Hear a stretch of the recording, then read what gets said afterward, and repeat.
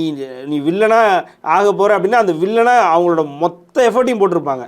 So ஒரு proper வில்லனாக வந்திருப்பாங்க. அப்போ அப்படிப்பட்ட வில்லனுக்கு இவர் வில்லன்னா, இவர் சும்மாவே வில்லன்னா நீங்கள் எழுதி கொடுத்தாலே போதும், இவர் பாட்டுக்கு நடிக்க ஆரம்பிச்சிருவார். அதனால் இப்போ நீங்கள் இவருக்கு லோக்கி ஒரு கதை சொல்லி அந்த கதையை திரைக்கதையாக்கி அது படமாக போது, அந்த படத்தில் இவர் ஒரு வில்லனிசம் காட்ட போகிறார். அந்த ப்ளூ சூப்பர் ஸ்டார் ரஜினின்றது ரெட் சூப்பர் ஸ்டார் ரஜினியாக மாற போகுதுங்கும்போது, அப்படியான டிரான்ஸ்ஃபர்மேஷனில் இந்த வில்லனுக்கு முன்னாடி இவர் எவ்வளோ பெரிய வில்லன், இவர் எப்படி இருப்பாருன்ற அதை பார்க்கணுன்றது வந்து ஒரு மிகப்பெரிய ஆவல் எல்லாருக்குமே.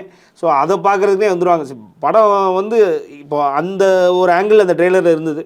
ரெண்டாவது நீங்கள் முதல்லேருந்து அந்த ஆரம்பமே பார்த்தீங்க அப்படின்னா, ஒவ்வொருத்தருக்கும் வந்து இம்பார்ட்டன்ஸ் இருக்குது படத்தில். அதாவது இவங்க கூப்பிட்டு போன எல்லா பெரிய நடிகர்களுக்கும் எல்லா கேரக்டர்ஸுக்கும் இம்பார்ட்டன்ஸ் இருக்குது. அந்த ட்ரெய்லரில் கதை ரிவீல் ஆகவே இல்லை. கதை வந்து ஆளாளுக்கு இப்போவும் கணிக்க தான் முடியுது. இப்போது சத்யராஜ் செத்துருவார் அப்படின்றது ரிவீல் ஆகுது. ஆனால் ஏன்?